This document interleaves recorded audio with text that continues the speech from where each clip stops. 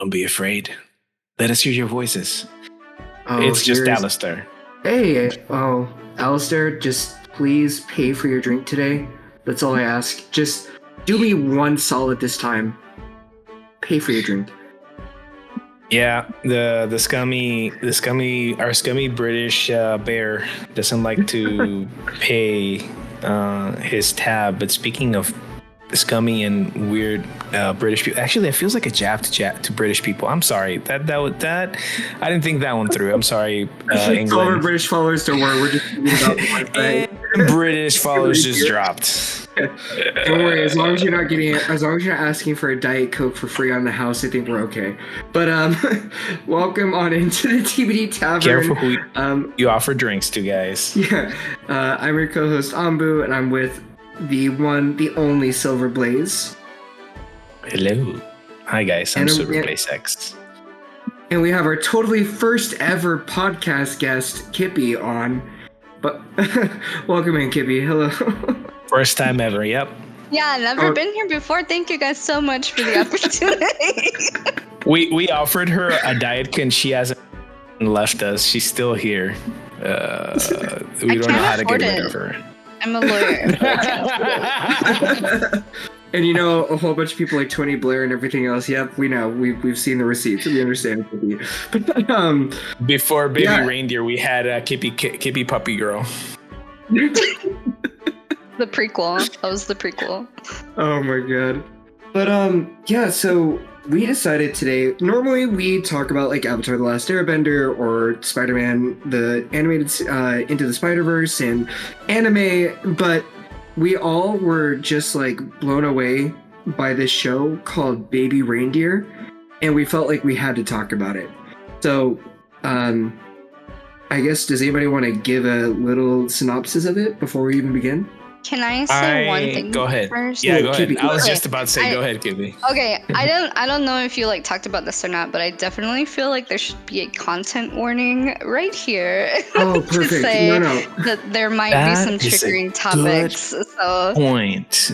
Yeah, I just want to start with that. You know what? This is the point where Silver adds like some very loud noise. And just tells you that this is a trigger warning. Please, if you are uncomfortable with certain topics that have to do with what's the word that people use now?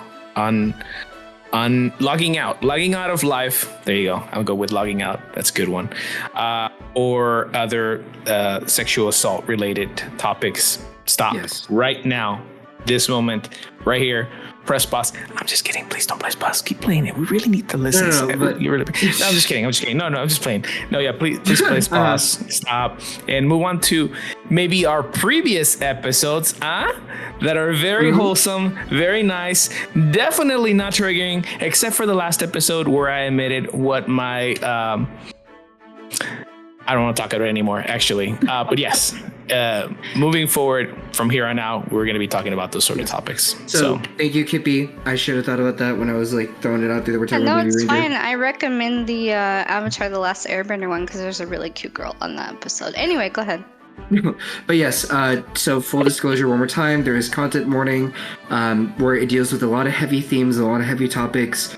Like we said before we even started sitting at this table to have this discussion, I know for me, I had to walk away from this series for a little bit because of how heavy of material it was. So I think all of us want to protect you, the listener, from having any triggers or anything. So by all means, listen to all the other stuff that we have. Listen to Avatar The Last Airbender because that was a really fun conversation. And yeah, but if you're okay with sticking with us into this conversation, we'll go ahead and jump right into Baby Reindeer. Yeah, Baby Reindeer. What British black comedy drama thriller miniseries created by and starring by Richard Gadd. Who is Richard Gadd? So Richard Gadd actually was a guy who he wrote this about himself. So this story is based off of his own experience that he had in real life, where he had a woman who had stalked him. And she left, here's the thing, everybody. I don't know about you all, but I know that sometimes I'm a little bit too attached to my phone, and sometimes I'm a little bit too attached to social media. And this person, like, no, seriously, it's a problem. But like, she quadruples that with all the voicemails, text messages, Facebook comments, whatever you have it. Any social media app that you've got, if she finds you on it, you're cooked.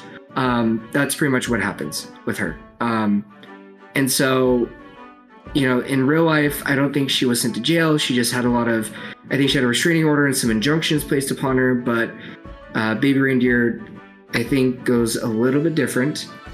But let's start back from the beginning. So Silver, Richard Gadd is the guy. This is based off of his true story. Right. So bartender, comedian, right? Who one day meets this very unique lady who walks into his what do you call it? What do they call it in England? They're not called bars. They're called just a pub, taverns. right? Yeah, it's a pub. Thank you. Yeah, I mean tavern. So so let me recap it how it happened with us with Kippy. So she just walked. I'm just kidding. No. Strange lady walks in, right? She looks very distraught, you know, and he feels for her. And, you know, he offers her a drink and she just wants like a Diet Coke. Turns out she then says she can't afford it, but she looks so pathetic that he feels for her and says, hey, you know what? Don't worry about it. It's on the house. But in that moment, right, you could see that the director, right, that the way that they framed the movie at the time, that was such a triggering moment where he says it's on the house, right? It just kind of like flips a switch on her, right? It goes from this very pathetic, sad lady to like I don't even know how to express like the actress. Kudos to the actress Jessica Gunning, right, who plays Martha, right, the lady that walked in and is now the new stalker that poor Donnie has inherited because of a Diet Coke. Dude, it was a Diet Coke. It wasn't even like a Jack and Coke, you know? It wasn't even like a martini. Bro, like it's just like over a Diet Coke, man. But I guess people have fallen in love for much simpler, much sillier things, right? Have you guys ever had a moment like that? Not to the moment like Martha, right? But have you guys ever like been like just kind of like fallen in love with somebody on a much younger version than yourselves? Obviously not now because you guys are grown adults, but you know, when you were younger, did you guys ever have a situation like that where you guys just fell deep with somebody because they made one very good act of kindness?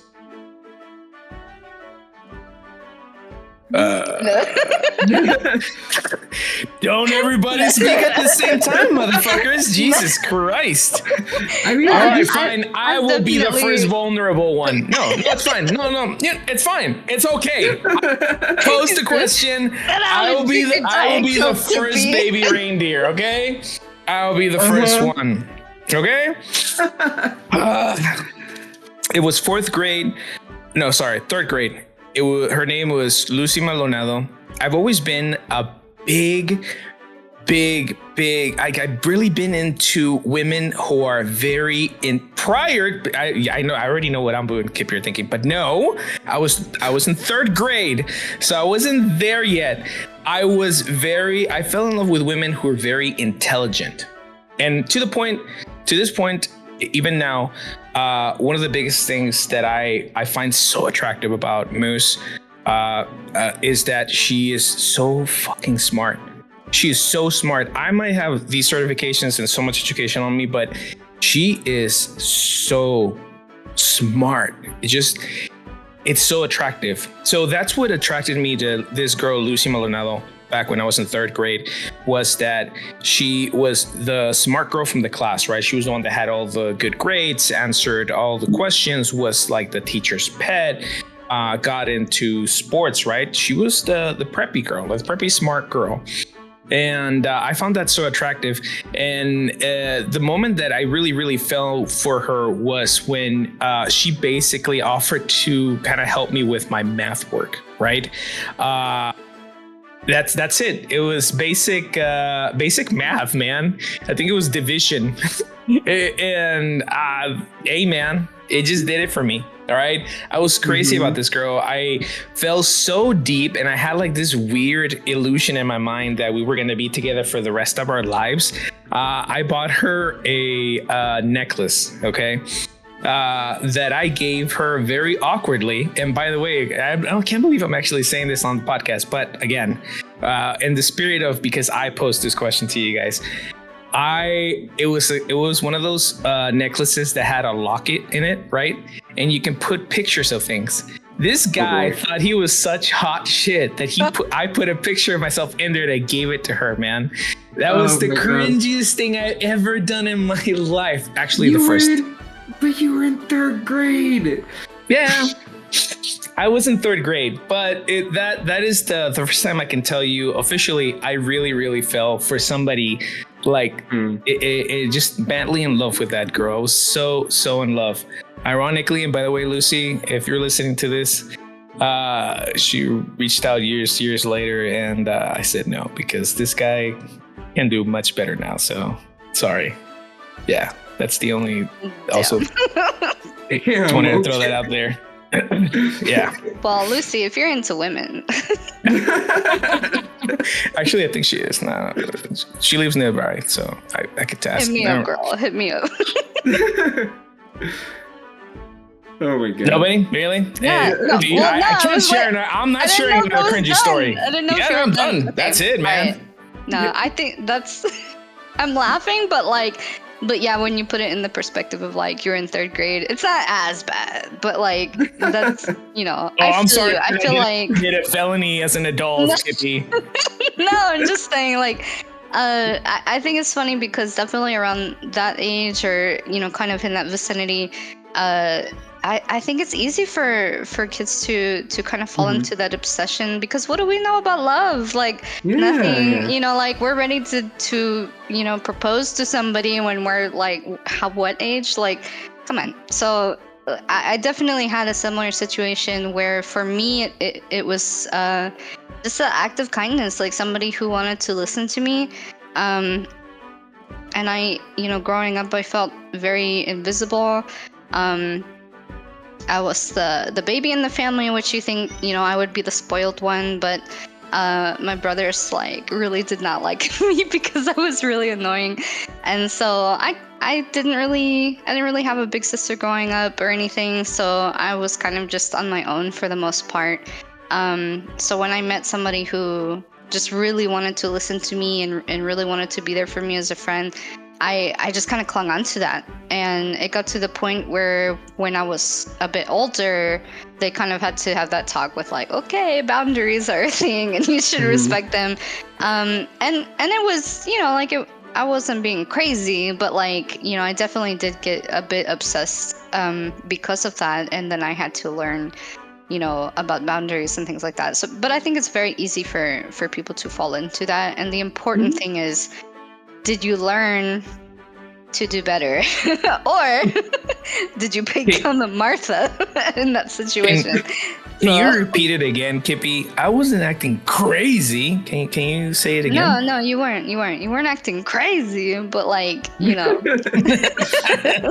But I feel like when we're kids, kind of like I think, Kippy, what you're getting at is like, it's easy to like to fall into a stage of infatuation and think that like you're in love with somebody, but you don't really know what love exactly is in that sense. Because I mean, dude, you were like in 3rd grade.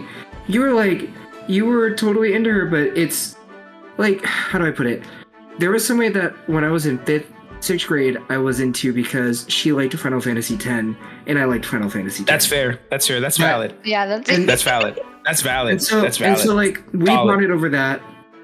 And like I was like, dang, like we got so much in common because we both like Final Fantasy X, and we were ragging on the main character.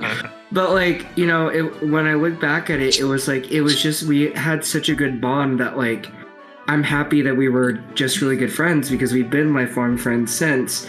And I've learned like with my current partner with Janine, like I'm very lucky to know love in that sense of like having a secure relationship and having someone who we're able to navigate things together and everything. So I just, I don't know if I want to say that it's like a first love or like or whatever. It was more like I think it was just a good learning experience of what I thought I wanted or what I thought was love compared to now where I'm like getting to learn it every day with like my amazing partner. By the way, did you ever end up dating that girl or no? No. Oh, sorry, buddy. No, it was just a lot of people put the two and two together, and then there was the whole awkward of being like, are they gonna? And she was kind of trying to figure things out for herself, to put it in a way. So I was more like, I just want to be your friend at the end of the day. Like, whether or not I had a crush on you at the time, it didn't matter. That's such an ombu answer. I just wanted to be your friend at the end. God damn it. Can't even go. How many minutes has it been? Can't even go 10 minutes and you're already being wholesome. Jesus Christ. Can't help it, but hey, at least, so far it sounds like none of us have ended up in a situation like Martha. I hope to God not, where you offered somebody a cup of tea and then it turned into nothing but Diet Cokes every day that she never touched and always told you that she... What a waste, right? What a waste. Yeah. Jesus. You think about how much soda is now. Sorry, real quick. If you think about how much a cup of soda is these days at like a pub or a bar, it's... That he probably would have been fired at some point. Yeah, it was like $3? Probably. It's like $3 or $4 because I feel like every time I go to a restaurant with Janine, it's like $4 for a cup of soda. I mean, it's like unlimited refills, but still, like, how many refills are you really getting? But she never drank them, though, did she? No, she didn't. No. That doesn't change anything, but I'm just saying, like, she would order it for whatever reason, but then it would just sit there. Yeah. Yeah, I don't know. I guess maybe for like the... Interesting. Maybe for the visibility of like she knew, like it stuck out, right? Like in a way it was silently addressing the elephant in the room. The woman was overweight, right? And she probably had that sort of like also insecurity, right? Which a lot of her conversation that started happening after that, because she started coming in more often, right? So the type of conversations that she would have with him were about how she was very successful, how she made a lot of money, how she had a lot of clients, because supposedly, according to her, she was a lawyer, right? And a very successful one. So I think the point of her ordering a Diet Coke was to show that, she actually is very careful about how much she eats, or like she tries to like keep her figure in check, etc. Right? Another part of the lie. I took it a completely different way. How'd you take it? Oh, what were you thinking it as? Well, because like, she didn't touch it or anything, and really like, what do you gain from a Diet Coke? But like, I thought of it as Matt Pat would say deliciousness. I thought of it as a representation of a gift, because she was so obsessed, because she looked at everything as, he's into me, he's my boyfriend now, even though like they weren't really dating or anything. Like every little thing he did was like a trophy. And so that's kind of how I saw it, is that she didn't touch it because it represented something for her, like that.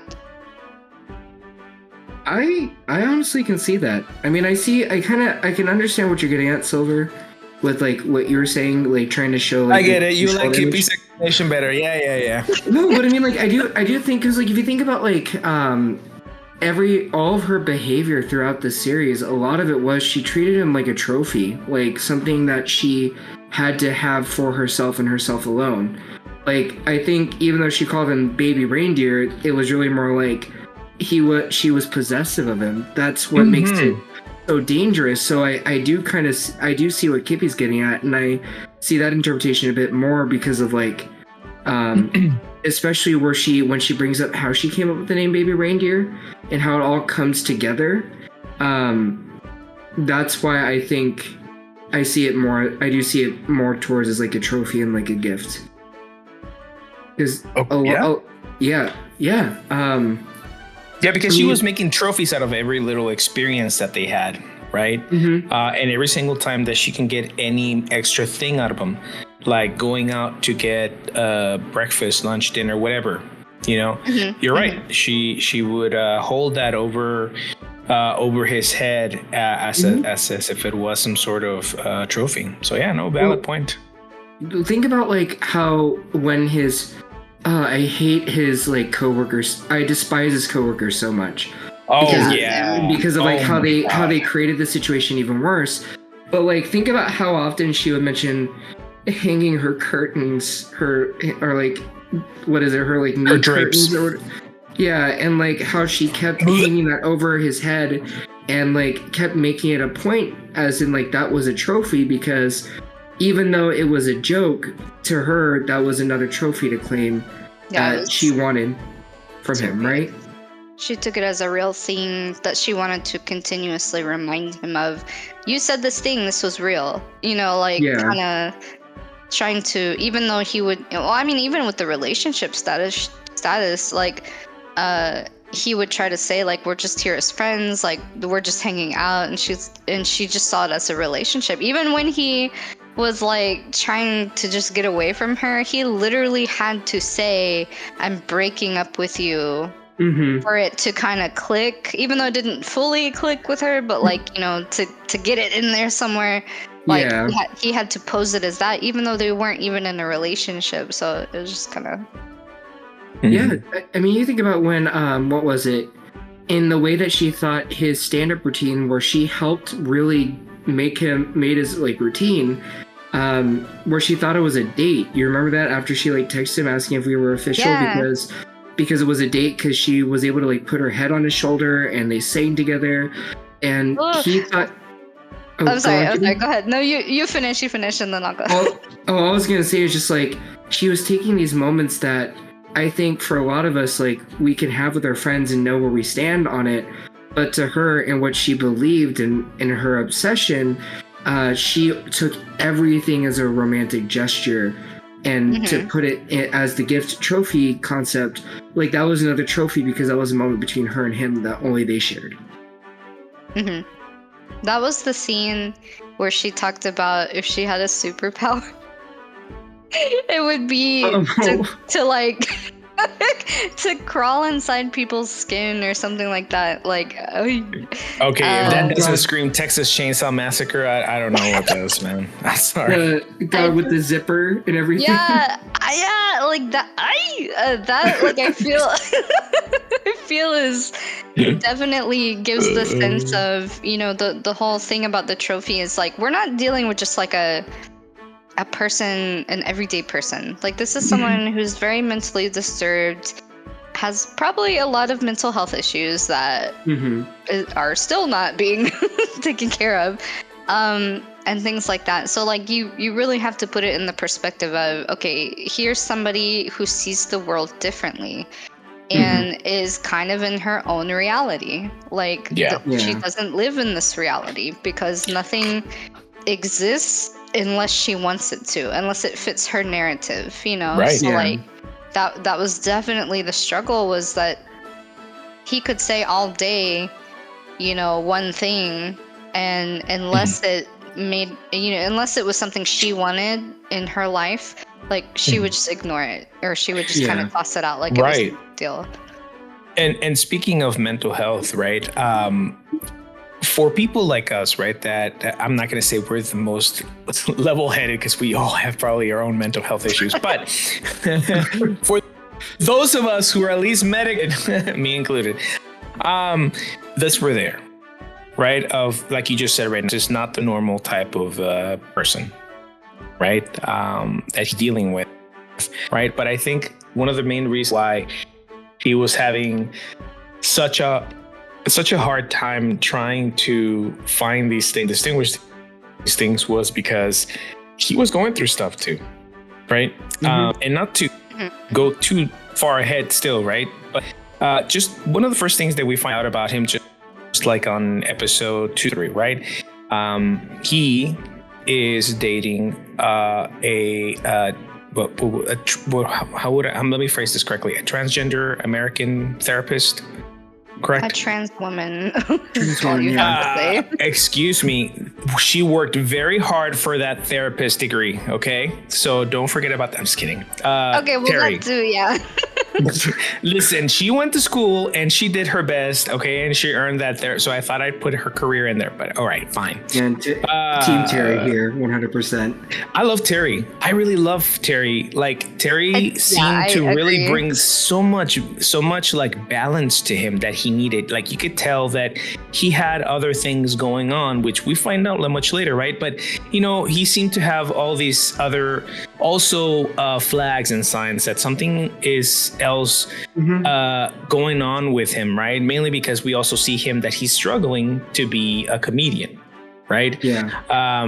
But Terry seems to give him this really good like center, right? And she's also not toxic. She's very lenient. She's very understanding. She's very patient with a lot of things that, you know, he does quirks and again, a lot of his flags.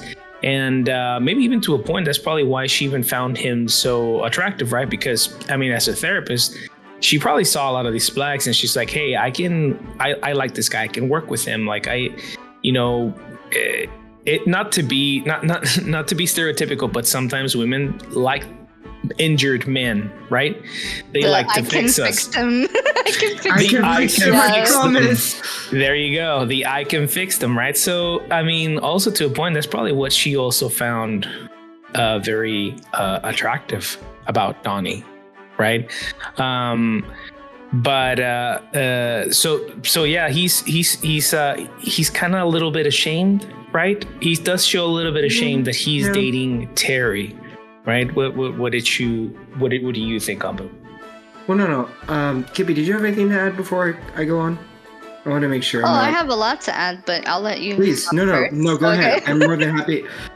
Please take it away. I said Ambu. Excuse me, Kippy. Yeah. Stop. Just kidding. My name's Ambu now. Welcome to my You know show. what? I defer my time. Nani to the Here fuck?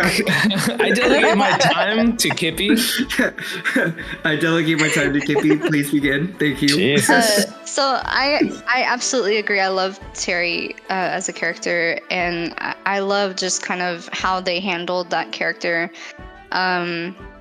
And it just added a lot more depth to kind of because it wasn't just like, you know, oh, he's so sensitive, he's dating a trans woman. Like, it was showing his own internal like transphobia that he was struggling with, and especially having friends like the people at the pub. You know, like you can kind of understand why he struggled with that, because he just couldn't. You know, like if they were treating him that way with Martha, who was like stalking him and stuff, like how much, you know, how understanding would they be about a trans woman? He had no idea. And so I can see where the fear comes in and why he would kind of want to keep that secret. Not to say that he was right, like obviously that was wrong. Oh, no, right. But, you know, it was kind of an interesting dynamic just to see the relationship that they kind of build together, and then the struggles that they have with that. But also to see that even when it came to Martha, that Terry was like, I want to meet her, you know, like I want to talk to her, because she, even as bad as this woman was, Terry still looked at her from the perspective of a therapist to say, you know, there's always hope that a person like that can be reached. And I thought that was really powerful, that it was like, that's how a therapist should be. You know, like how many people have had very bad experiences with therapy, or therapists or whatever, and it's very difficult to look at them in a positive way. And so I kind of really appreciated that, you know, they represented her as someone who kind of is like how a therapist should be, in my opinion, to have that empathy for people. So that was definitely something that I really loved about her character. So I'm going to agree with you 100%. Kippy, you said what I was going to say, and maybe you should be on from now on. No, it's true though, but like the thing that I love about Terry, and I think what I love about the series in general is if you were to like look at how Martha is portrayed, yes, she does a lot of shitty things and it's scary and it's terrifying, but it never it never dehumanizes her to such an extent to where like you don't empathize to some degree with Martha, right? And that's what I really loved about Baby Reindeer in general was like even at the end, Donnie. I'm just gonna jump ahead. Donnie still empathized with her and her mental health struggle, and that's what I loved about Terry is like she still empathized even though it was clear that like she has a lot of issues. She's going through a lot of stuff. It's very easy to push somebody away and be like, there's no help for you. There's no whatever. She was like, no, I should talk to her because maybe I can help her work through stuff. And it takes a lot of strength for someone to be willing to do that when they have to worry about themselves or they might be endangered. The other thing that I loved about Terry was she always valued herself and always really established like these boundaries of like, you need to end this now or I'm going to end it for you, or I'm tired of like, why are you giving her this space when it's affecting you and I'm not going to let you affect my life, or in the eventual resolution of their relationship, she's like, it's not affecting me, it's affecting you or affecting me. Like she does such a good job of taking care of herself and protecting herself to the best of her ability. I mean, she did get affected by Donnie, but that's also being vulnerable in a relationship. But at the end of the day, she knew how to set that like boundary to cut someone off that wasn't good for her. And so I think that's what Terry serves in the series is kind of like that middle ground of like being empathetic, but also holding space for yourself and making sure that you're okay. And that's what I really like about the show is like there's all these characters that are presented to where they all balance each other, I guess. If that makes sense. No, you're right. You're right. That and like I love that, especially when it came to her identity, that she fought for that because he kept trying to hide her from everyone, and he had reasons for that, but she was kind of like she didn't give in to that. She didn't let him manipulate her in that way, even if it was unintentional. That she put her foot down and said, like I'm done hiding. Like I've had to do that for a long time. Like I'm finally in a place where I've established myself and I have become somebody and I can be true to myself, and you're not going to take that away from me. Even though I love you and I care about you, like you cannot have that. So that I love that about her. Yeah, no, for sure. And it's inspiring, right? To see people be able to go about their lives and feel comfortable in their own skin and who they are. Speaking of skin, Martha does not like Terry very much after they finally kind of have that confrontation, right, at the comedy club. And by the skin joke, I mean is because Martha actually tore a big chunk of Terry's hair. That was a rough fight, dude. Oh my God, Terry was left like, I don't know. I probably would have needed therapy after that sort of attack that she went through. It was terrifying. I mean, it's scary already to be in a fight, right? But being in a fight with somebody with such a destructive mental health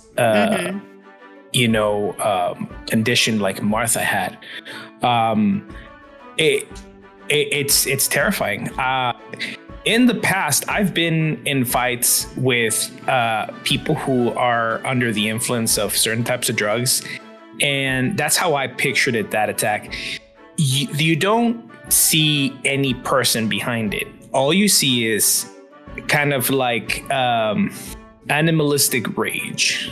Right. Yeah. Again, big kudos again to the actress to be able to sort of represent that level of like hate, anger, and just like rawness. Right. I mean, I know that people probably hate the character Martha, but you got to give it to Jessica Gunning to be able to portray the character that she put out there, because she did a fabulous job. Man, she even went full racist, right? I think she made some racist remarks about Terry's skin color. Or did she? I know she was transphobic. I She don't. was racist Oh. and transphobic. Yes. Because Oh, she okay. said like they don't. You shouldn't be dating, like something about crime and like alluding to her race and like crime in Britain and stuff like that. So it was definitely like double harsh with the racism and the transphobia. Yeah. God, that She Nava. got dirty. Yeah. Like, Yeah, no, Martha brought a whole new meaning to violence, guys. That was quite a scene to watch. I do recommend watching that episode before moving on to episode 4. By the way, So go ahead. well, I was just gonna say I don't know if I'm saying her name right, but Nava Mao or Mo, however you say it. I feel bad. If anybody knows how to say her name correctly, please correct me in the comments. Nava Mao. Nava Mao, her portrayal with Terry was just beautiful. Thank you so much for your characterization, how powerful you were with your character, how to like you brought her to such life that I just applaud you, because I can't imagine having to, as somebody who is like having to potentially relive that trauma again and having to have it on screen and probably having to do multiple takes and having to hear that type of venom spewed at you and just having to face that. Like, as an actor, I feel like that would be so, you would need a hug, you need to talk to somebody, because that's just, it's such vitriol to experience. All I can say is I read a little bit really quick about Nava Mao, right? She is actually a sister. She was born in Mexico City, and she was raised right here where I'm at, guys, San Antonio, Texas. Okay. let's go. Yes, go. She earned her bachelor's of arts degree in linguistics and cognitive science from Pomona College, but also, and this is why she's very familiar to violence, guys. She initiated her career involved work as a legal assistant with immigrant survivors of violence. Oh my gosh. So she knows violence very, very well, because she had to deal with a lot of individuals that went through that type of violence. And immigrants' violence can range from things of like violence that's coming from like the country, right? That people are trying to escape from into the States, or violence that they suffered by coyotes, or violence that they even suffered by this horrible immigration system that we have, right? Because there's been stories, and it's not stories. As a border city kid, I can tell you that they're 90% true, from acts of violence to sexual assault. Mm-hmm. Everything that you think could happen in the deserts of between Mexico and the States, it happens. It's the truth, whether you want to accept it or not. So she knows violence very, very well, because she represented those people and probably got to hear a lot of those very horrible stories. So, man, this lady was literally, she was built for this. She was built for this role. She has all the tools to make her a pretty good actress for the role, for Nava Mao to be playing this role. That's Terry. So I mean, Jesus.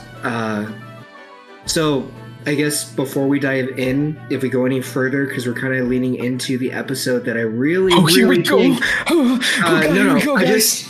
I just want to reiterate one more time. If you were trying to listen through this, I know we've kind of alluded to certain things, but really content warning right here, right now, because we're going to be talking about a very heavy episode that deals with logging off and with sexual assault and self-blaming, and everything else. So I just want to make sure one more time. Grooming as well. Grooming. So if you are, if you have any triggers or if you have any trauma, I highly advise to not go beyond this point. If you're not feeling okay to do so, and that is totally fine. We just want to protect you and make sure that you are safe. So episode 4. One of the things I just want to go into it with saying this is, I really love how it contextualizes everything we had seen in the first 3 episodes, because in a way, we'd seen Donnie where he seemed like he was down on his luck. He wasn't sure what he wanted to do in life. He kind of wanted to do comedy, but he didn't seem to really be push. I don't know if pushing is the right word, but as I guess motivated to move. Like he was doing the shows, but it didn't seem like it was. What do people say? Highly motivated. He just kind of seemed like he was existing. And he talks about his relationship with Keely and how that ended and for the reasons. And then you find out in episode 4 what happened to him, and it just makes you, it just is shattering and devastating with his whole story with, I think it's Darian. Let me make sure I'm pulling this up. Darian. And yeah, just, I don't even know where I can go from here personally, because it just, I'm still kind of feeling the effect, if I'm honest. I've had it, Kippy. Yeah, you know. Yeah, so I was gonna say, up until this episode, my impression of the main character, I was like, what's this guy's issue? You know, like he seems to have a passion for wanting to do comedy. He's terrible at it. And people tell him that, and he keeps going, but it's not like, you never get the sense that he's like, I don't care what people think of me, this is my passion, I'm gonna go for it.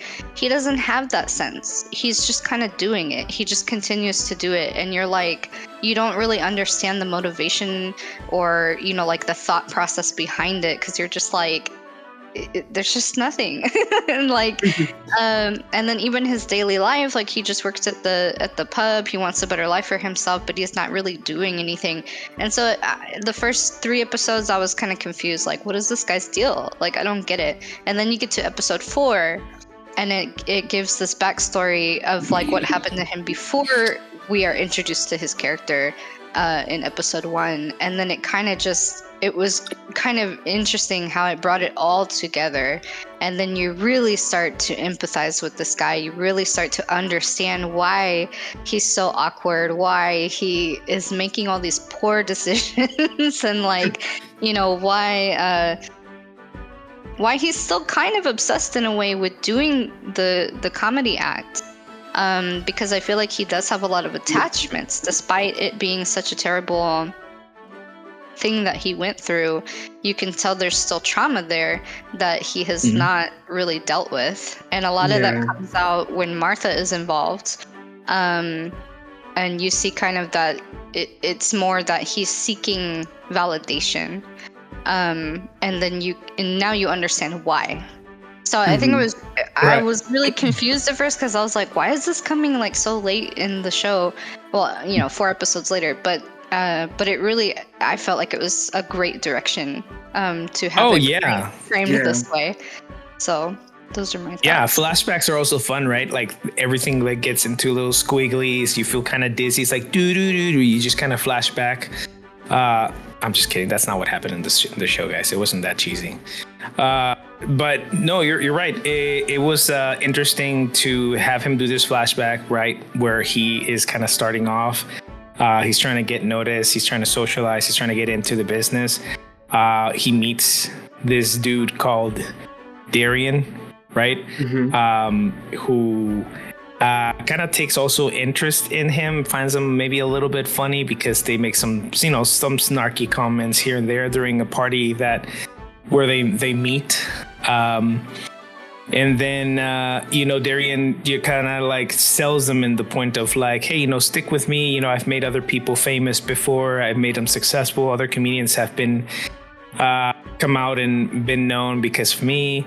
So, as probably anybody that's young in any sort of industry, we all want to really like work hard to achieve our goals and do something that brings us more joy than, our monotonous sort of like job of like clocking in and out from 8 to 5.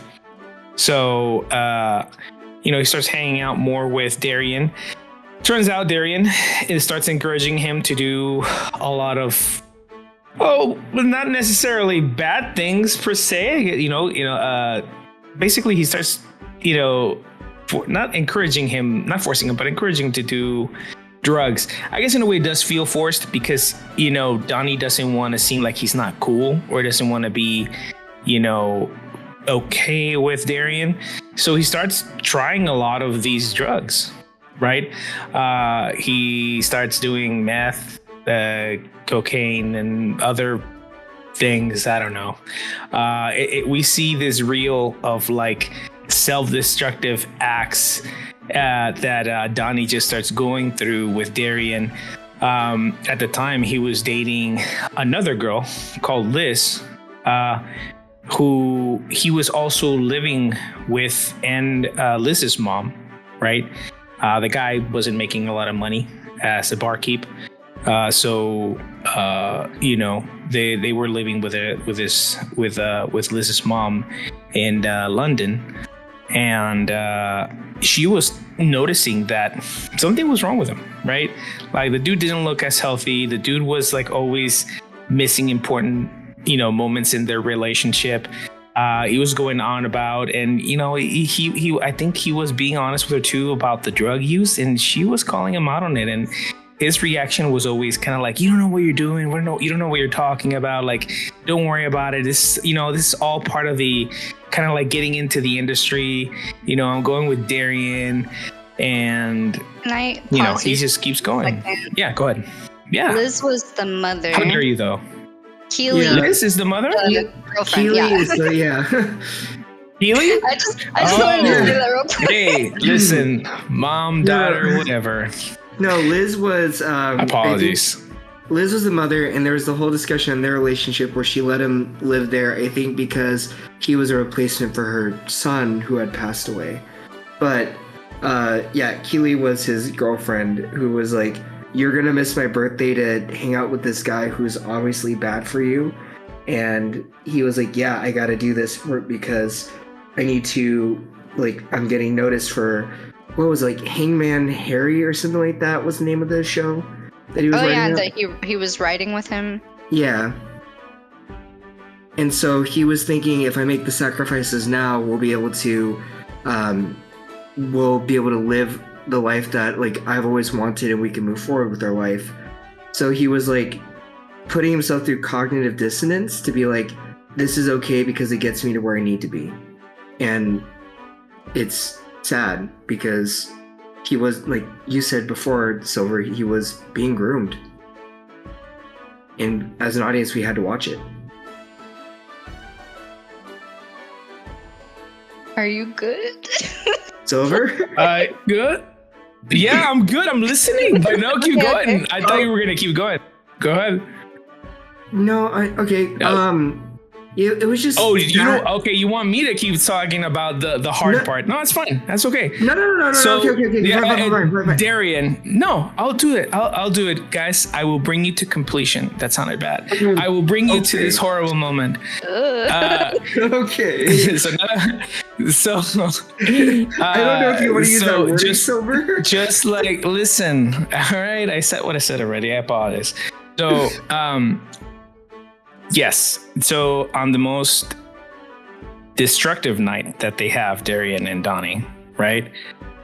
We start seeing that Darian literally waits for Donnie to be passed out from the drugs to start basically sexually assaulting him, right? Darian takes advantage of the fact that Donnie is incapacitated, that he's not sober, or doesn't know what's happening, right?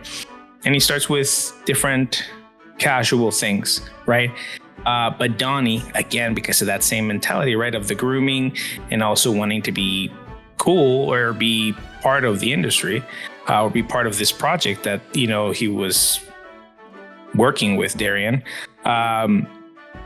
he allowed it, right? He made comments saying that he himself noticed the traces of Darian, doing these sexual favors on him, right? Well, go ahead. Well, I was just going to say, one of the things in that moment was, there's this moment where, because they were on, I think, acid, and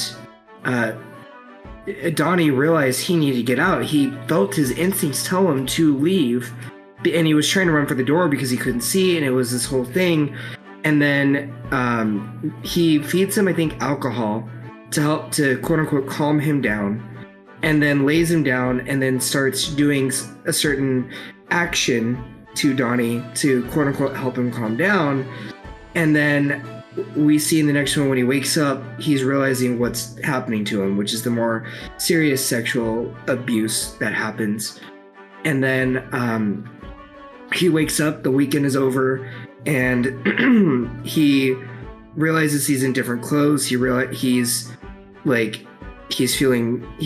body is telling him that something has happened. He can't process it, but he knows something has happened. And then Darian says, "Why don't you go take a shower?" And that's when it confirms it, and you can tell it's symbolic of him feeling dirty and feeling gross, and also just I think you see the moment of blame for himself, like I let myself let this happen to a degree, and feeling sad that like he couldn't leave. I think that's what I saw in the moment for me personally. And then it ties into the moment in episode 2 where Martha does a little something to Donnie, and we see him react in a very like frozen manner, because if we remember that, she like shoved her hand into his pants and just when they were by the water or whatever. Yeah, and he was frozen because he didn't know he couldn't react. He didn't know how to like handle it. That moment stuck out to me after watching episode 4 when we see the full extent of what Darian did to him, because it just like put into perspective of like where he is and what's going on. Yeah, I think it was a very powerful thing just to watch. I mean, hard to take in, obviously. Mm-hmm. But you see just how violated he feels, the shame, and he's already kind of an awkward guy. So with something like this, it just puts him in this bubble where he just kind of locks everything away, because who can he talk to about it? He doesn't even tell his girlfriends at the time, Keely. It's affecting their relationship. Like they don't sleep together anymore. They show that there were times that she tried to do things with him, and he couldn't do it, and it affected, their relationship, where she felt like he didn't care about her and all of these things. And then he wouldn't talk to her. If she wanted him to talk, just talk to him and be open and honest, and he couldn't do that, and that ruined the relationship. Because if she had known, like, I feel like it would have been something they could have worked out together. But he just, it's not easy. That's not something you can say, like, why didn't he just talk about it? Because there's lots of reasons, and trauma is the main reason. So, we get it. We empathize with him. And there is that frustration of like, man, if he could have just said something, but you can't blame him for that because of like the view of the trauma. But like you were saying, it even extends to this whole thing with Martha. Not just what she does to him physically, but also the mentality of it, the emotional part of it. There was so much manipulation that went on with Darian.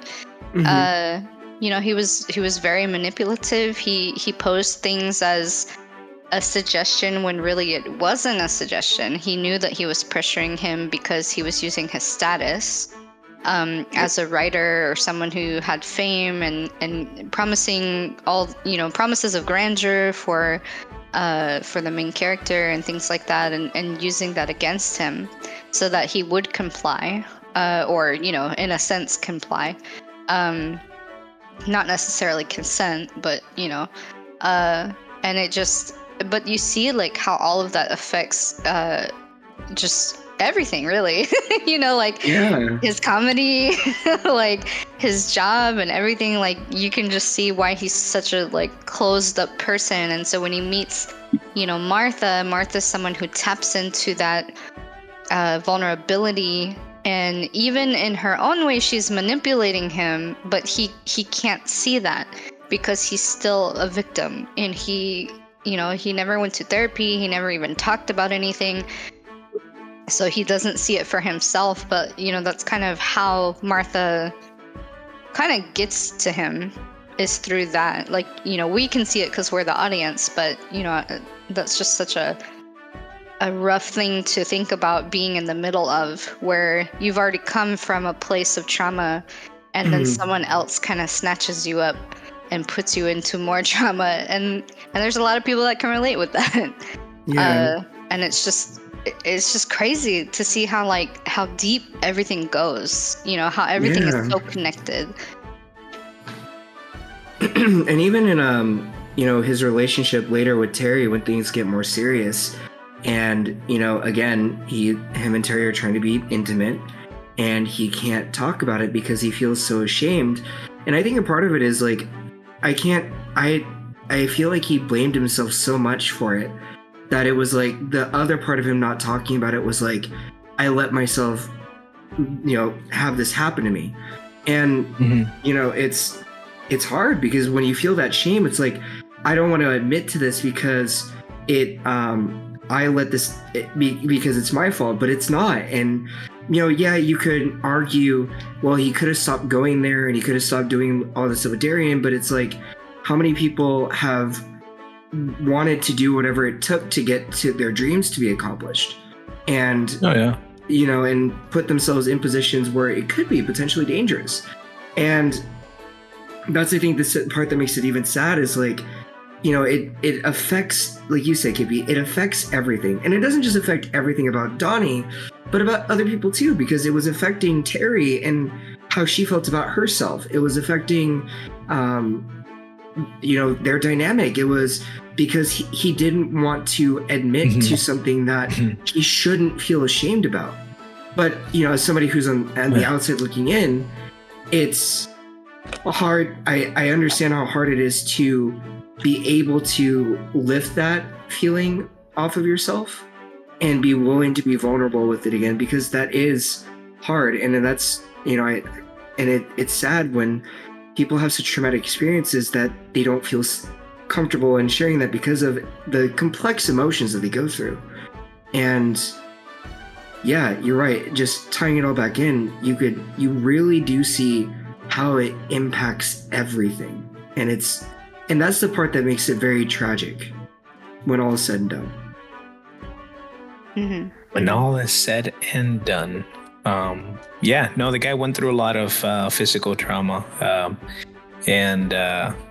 Did you guys talk already about the erection issues that he starts developing? About that, yeah, because of the mental too and the emotional. I mean, he felt.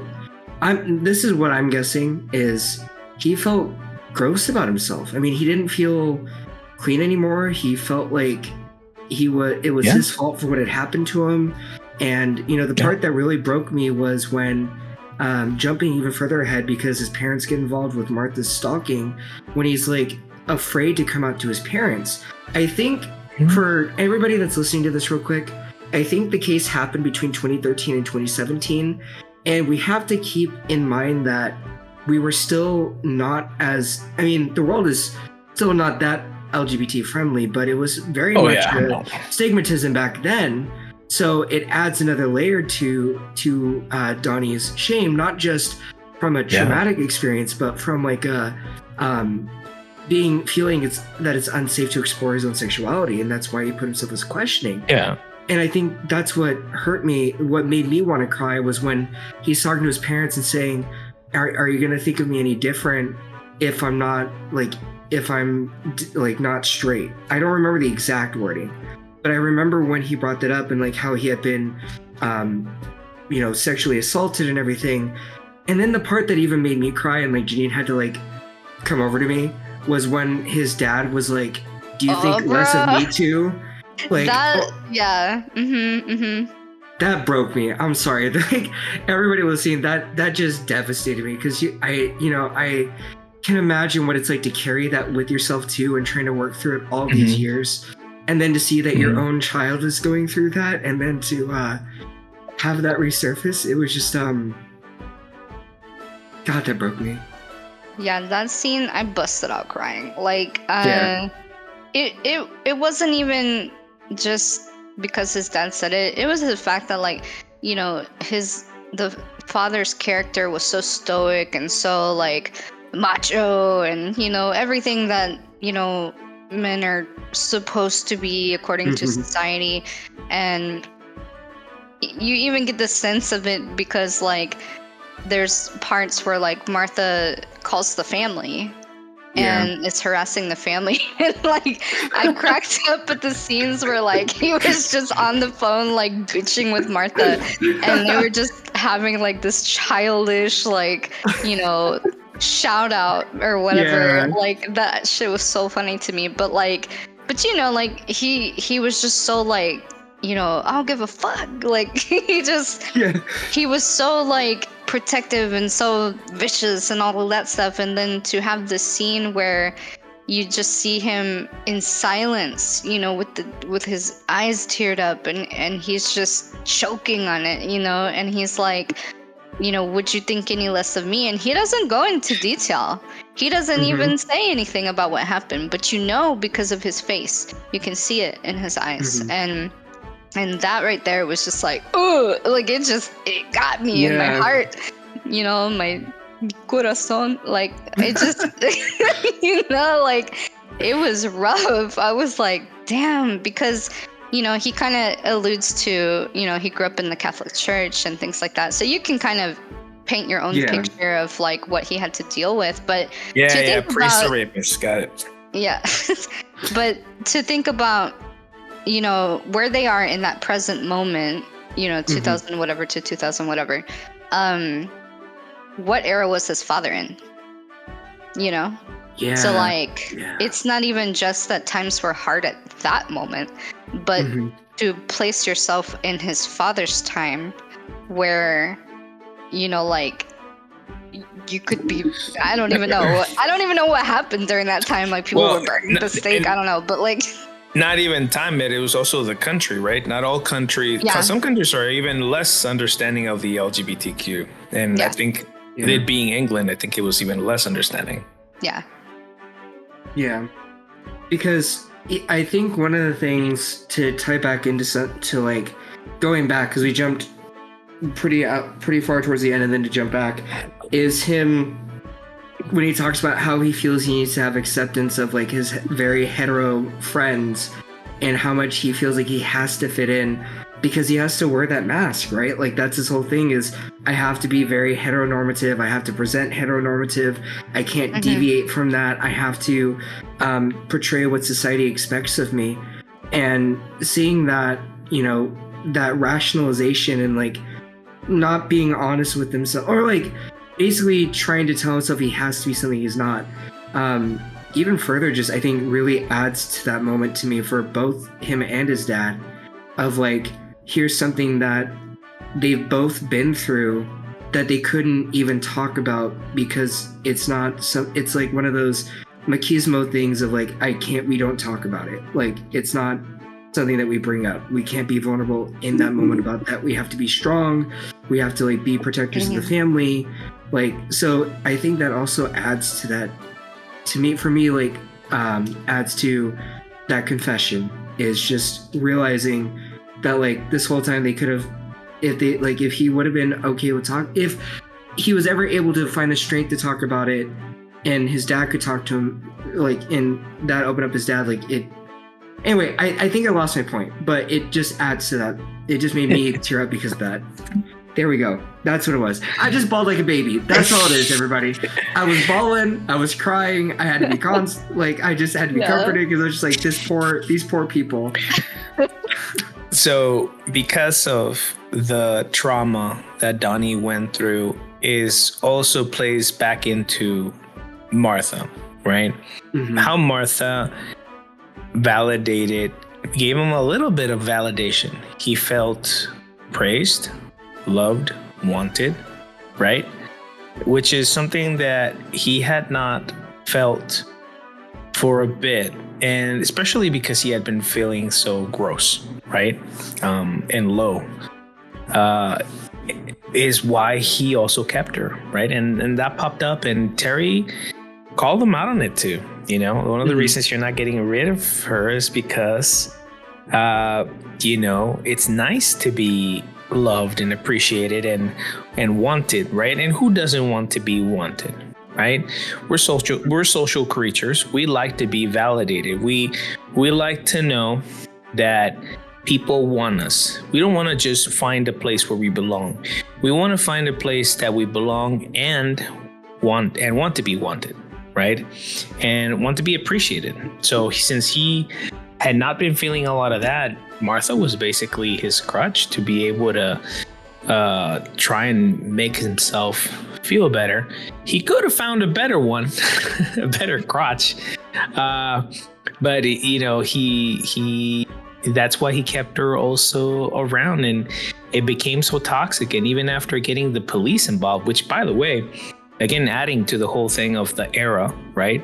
And the demonization of the whole, a man can never be sexually assaulted because a man, that's ridiculous, right? Ha ha ha. Yeah. You know, that can't happen to a man. No, never.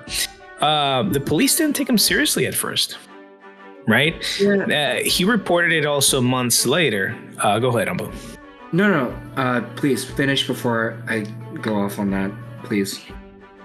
No, I was just going to say that he reported this months later to the police that, you know, the Martha stalking was happening. And the police, you know, basically kind of like not necessarily made fun of him, but they didn't really take him serious, and then said, hey, you know, why did it take you so long? And also added to the whole spiraling and the flashbacking, you know, because I know we kind of did the whole back and forth right now on the episodes, and we're kind of sorry about that, but it's there's just so much to piece on those episodes from 4 to 7. It's just a lot. But yeah, go ahead, Ando.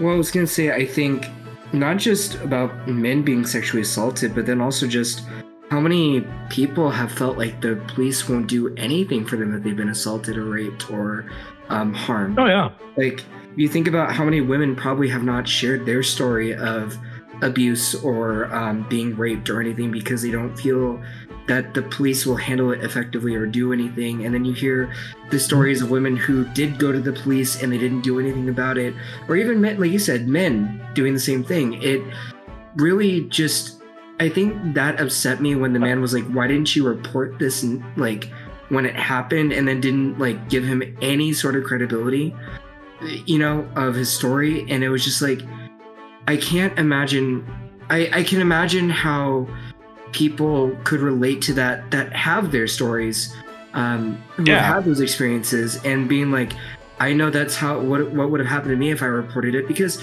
the thing is, to me, like, it shouldn't matter how long ago it was. It shouldn't matter, you know, when it happened. It's still their experience, and people have to work through stuff before they can even share that story. About it, yeah. So it's like, I guess it made me want to say, like, fuck you, flat out. Just like, how dare you be like, victim. Silver dropped an F-bomb. Silver, yeah, you drop an F-bomb all the time. What are you talking about? No, you. You said No, silver. I drop them all the time. Buddy, you said Oh, silver. sorry. I thought I said Umbu. And then Sitting you here said thinking about himself. Yeah.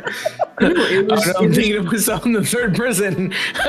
Umbu dropping the F-bomb. Sorry, Jesus. Silver agrees with this. No, but it's Silver approves of this message. Right?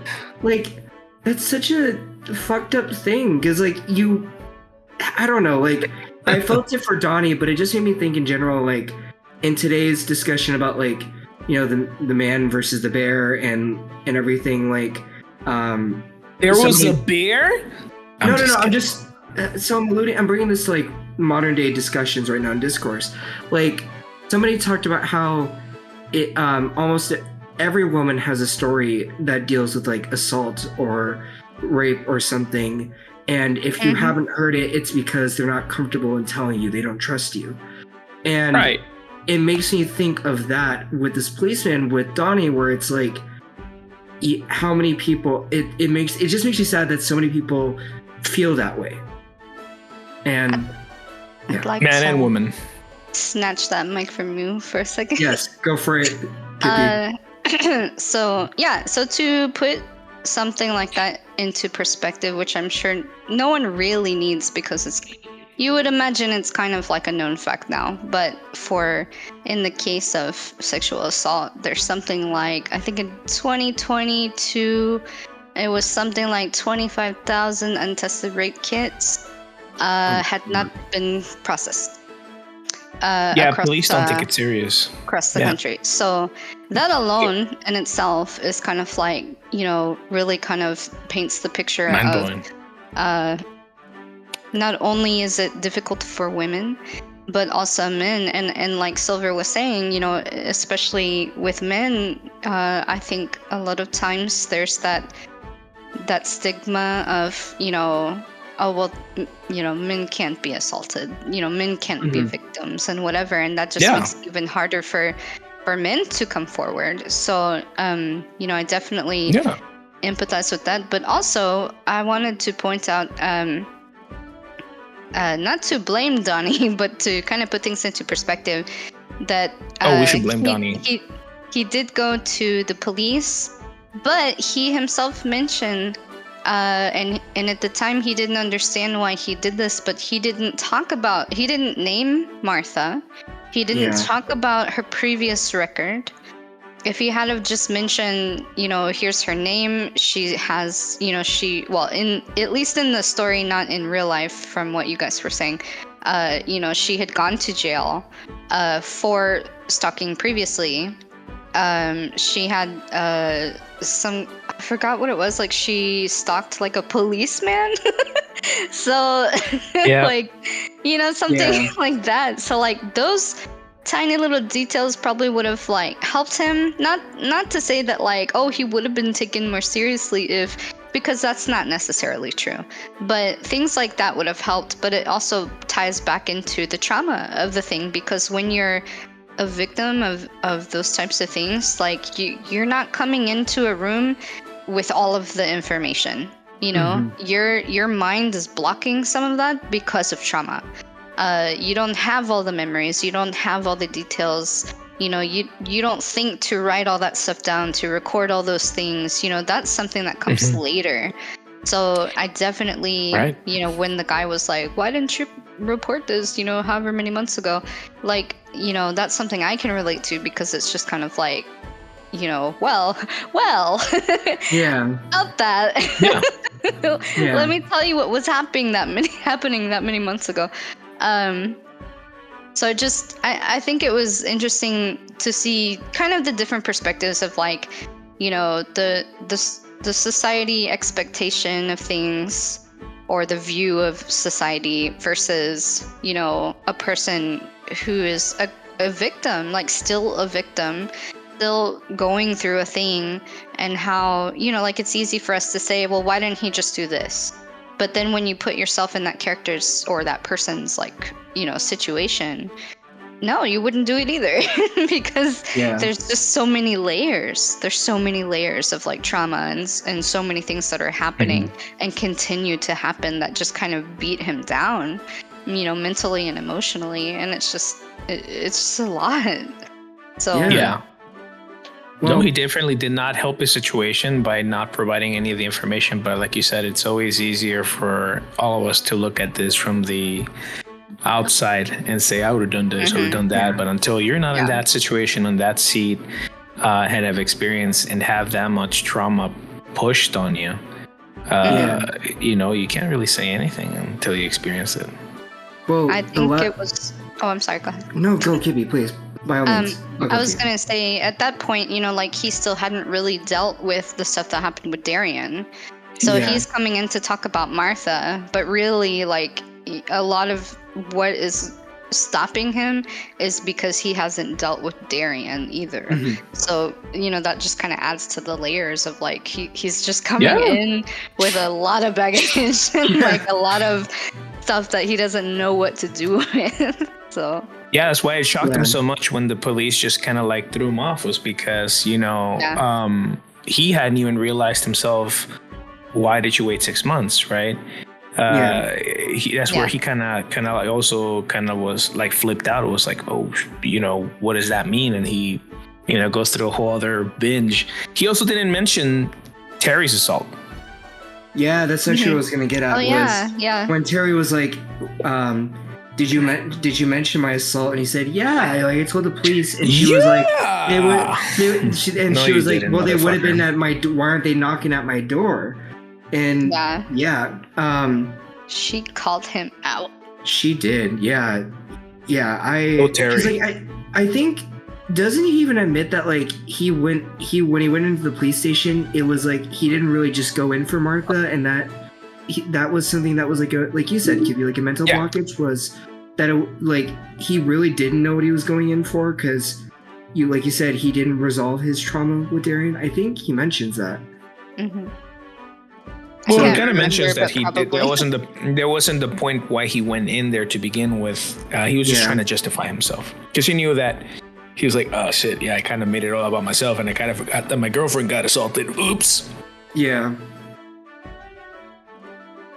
Which I get it. He has trauma. He's allowed to be all about himself. Not a big deal, but also a big deal, right? Mm-hmm. I mean, we're all different. If I was in his situation, something would have happened to Moose. I would have first thought about Moose, if I'm being completely honest, right? But we're all different, and he obviously has different layers of assault. To add, also, oh, go ahead. No, I was gonna say that's a perfect example of what I was talking about earlier. Is you're looking at it as yourself, not putting yourself in the position of Donnie. You know what I mean? Right. No, I didn't go through his trauma, and I'm a far better comedian. I'm just kidding. Okay. I don't use props, guys. It's all about the jokes and the puns. No, but during it kind of, so as we were talking about this, it kind of like brought up those memories of maybe I'm just I'm the older guy in the anime community, but I'm not sure if any of you guys have gone to anime conventions, but back in the early 2000s, we went through this thing called groping, right? And it was unsolicited because at the time the anime community thought it was cute to tackle your friends and grope them, right? So that was happening a lot in anime conventions, and again, it talks to the period of time and how much things have changed from like 2004 all the way to now, right? That doesn't happen nowadays. Like, it's definitely not allowed. It is for sure sexual assault if you do that to somebody else in a convention.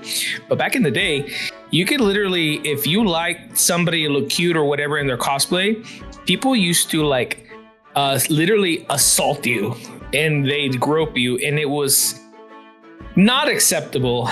But sometimes people would have to play it out as acceptable because it was part of the community, I guess, right? Thankfully, people definitely started doing that. A lot of cosplayers started talking about it, and eventually it did phase out. Because also the other thing that was happening was the whole free hugs thing. Mm-hmm. Man, times have changed big time. But I don't know if you guys ever experienced that or knew about that. Bring up that question. I've been chased in a convention because somebody thought I was really cute and wanted to hug me and basically keep me in their arms, and I had to be rescued by friends. So I had to, because I was in like a costume, and I literally had to be carried away because I couldn't like move very well. Mm-hmm. And it was straight out of a movie. Like, we fled into an elevator. Yeah, we had to like. Not I got to see you, but I got to see this happen. Go ahead. I had to, we fled into the elevator, and then we had to basically have some friends stay behind to stop him from coming into the elevator. It was terrifying. So, I definitely, and that's just my experience. I'm sorry you went through that, Kippy. Yeah, seriously. I'm all right. But I'm glad you're but I'm just kind of like, you know, I can only imagine how much worse it was for other people. So Yeah. And the only thing I ever went through was butt groping, but because apparently it's okay to grope men's butts, and it's okay. I'm a man. I'm supposed to be okay with it. It's because we think you're cute. Yeah. That's still horrible, man. That's still horrible. In high school, when I was 17, I was in a show with a bunch of people in my school, and I remember there was like these 3 girls who would just smack my ass out of nowhere, no warning, no asking, just would do it. Was and that a then pun? run away. No, asked. No, like they didn't ask. I'm sorry. They didn't ask. They would just do it, and this was during every rehearsal, during every performance, and nothing had been discussed. They just decided that was what they were going to do, and I tried to play it off as it was, you know, fine, because it was theater and we were supposed to be very much like a school of a community and everything. And it's just, I mean, like that was just a weird thing. But yeah, I guess I'm trying to tie into what you're talking about, Silver, which is like, and they make it. Yeah, exactly. They make it sound like it's okay. I'm supposed to be okay with it because these girls think it's, you know, whether they find it attractive or not, you know, because it's women doing it to you. Like it's totally okay. I mean, we should be okay with it. So I know where you're coming from, bro. Yeah. And I feel for you. And I'm really sorry you went through that. That is not okay, man. Yeah. That is not okay. Give me their names. Yeah, it's been so long ago. They actually died in an airplane. They actually died. Good. No, but Kippy, I do want to say that I'm sorry. Mysterious reasons after Kippy got their names. No. Wait, are you saying that you have a death note? Okay. No. I am the death note. My God. No, but Kippy, I do want to also echo what Silver said. Like, I'm sorry that you had to go through that, and that is very scary that you went through something like that, and people think that that's okay, that they could put you through something like that. Like, that's just, yeah. God, that's gross. I'm grateful that I had friends with me that time. And I do know that later that guy was banned from several conventions because he was known to be problematic in that way. So there were more than one convention that was like, okay, this guy's out of here. Yeah. So oh my God. I bet. Yeah, for me, I feel more empathy toward people who maybe don't have, you know, the friend group that I had at the time to protect me or make me feel safe. So, you know, I think that's part of why, like, when I see types of injustice, I go feral, because I think everybody should be supported in that way. So, and especially men. Oh, because, we know, Kippy. You know, we know, you know, like, Kippy's especially a superhero, confirmed. yeah, especially men, because like you said, like men don't get enough credit. You know, men don't get enough of that protection because there's that stigma of you know, it's a woman, you have to take it. It doesn't mean anything. It's not a big deal, but it does affect you. You know, like even just hearing you guys talk about it, like you can tell, like it's in there. So I just think it's very important to help everybody, not just women, like everybody. Yeah, for sure. Yeah. And we're getting a little bit closer to the end of the podcast. Do you guys have any finishing thoughts, comments? God, there's so much I could touch upon with Baby Reindeer, but I think at the end of the day, it's just I don't think I have. If I'm honest, I don't think I have anything as a closing thought.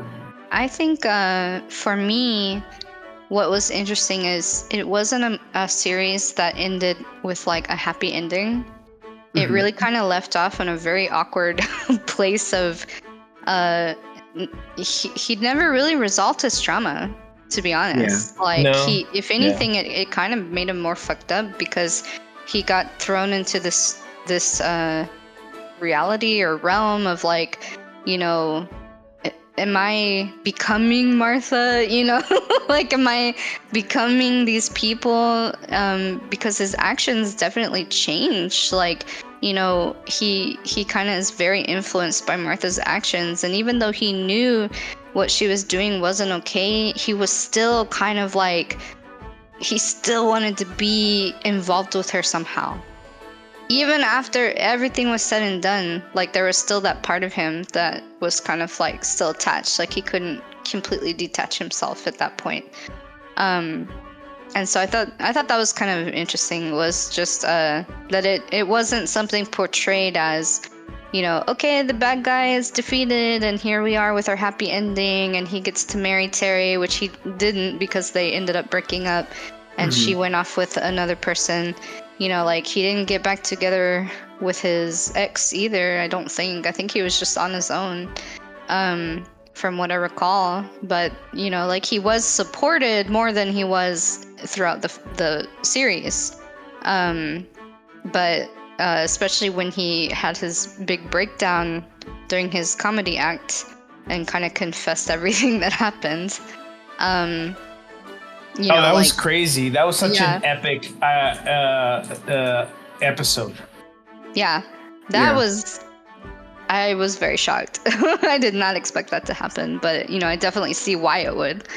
And just to know, I think, like, one more thing I'll say is, like, the thing that really blew me away was he spent all that time trying to get Martha to incriminate herself so that he could report it to, because he does eventually go to the police and give her name and have them look her up, and then they're kind of on his side for a little bit, and they're basically telling him, gather all your evidence and then we'll try to build a timeline and all of that stuff. And so he's kind of working on that, or working through that, and then he tries, because he doesn't feel like the police are doing their job, and so he tries to get her to say something. And then there's this huge plot twist that she has recorded every conversation that they've ever had and any contact or anything. And she flips it on him so that he starts to look like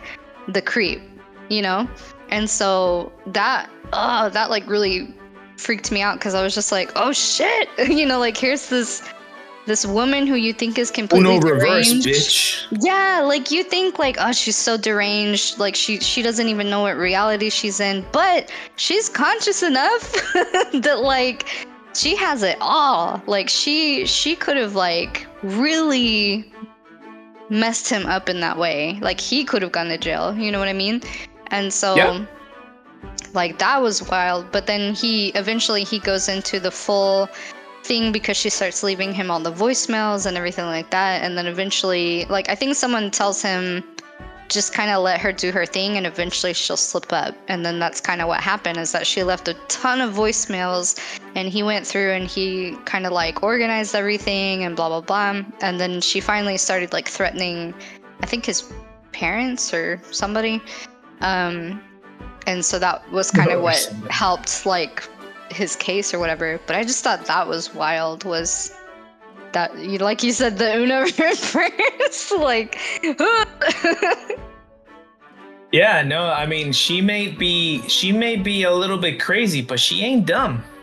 Yeah. Right? I mean, she was a lawyer, like, maybe not as great as she was saying, but.